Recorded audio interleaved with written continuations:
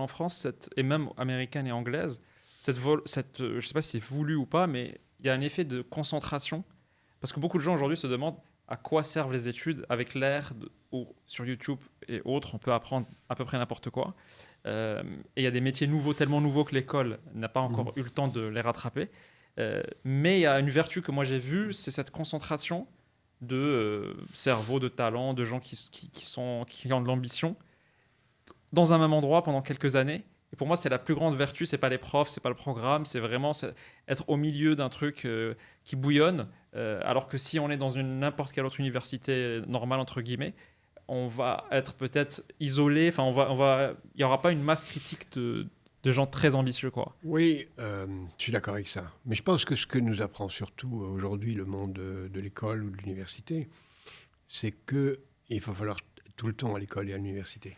Oui. C'est que, Pourquoi? parce que, comme vous l'avez dit, ce que vous avez appris n'est plus valable. Avant c'est il y a même 30 ans. Oui. Ce que vous avez appris, vous pourriez faire votre métier avec toute la vie. Aujourd'hui, ce que vous avez appris, 5 ans après, c'est mort. Donc ça ne veut pas dire qu'il faut considérer que l'école ne sert à rien. Oui. Ça veut dire qu'il faut considérer qu'il faut toute sa vie être à l'école. Toute sa vie apprendre.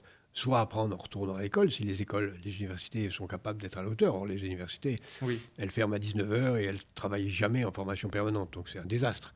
La formation permanente n'est jamais faite, ou très peu, dans les universités. Les grandes écoles, un peu. Mais c'est dans la formation permanente. Donc il faut apprendre à aller tout le temps à l'université, tout le temps. Que ce soit une université d'entreprise ou, quand on n'a pas eu la chance de pouvoir bénéficier d'un environnement qui vous permette de faire des grandes études, être dans la curiosité permanente et apprendre tout le temps. Se dire qu'il faut tout le temps apprendre, se dire que dans 3 ans, dans 2 ans, on ne fera pas le même métier, qu'on peut découvrir demain matin non seulement un être humain qui vous fait avoir un coup de foudre, mais un métier ou une science ou un art qui vous fait avoir un coup de foudre professionnel. Il faut beaucoup d'humilité pour ça.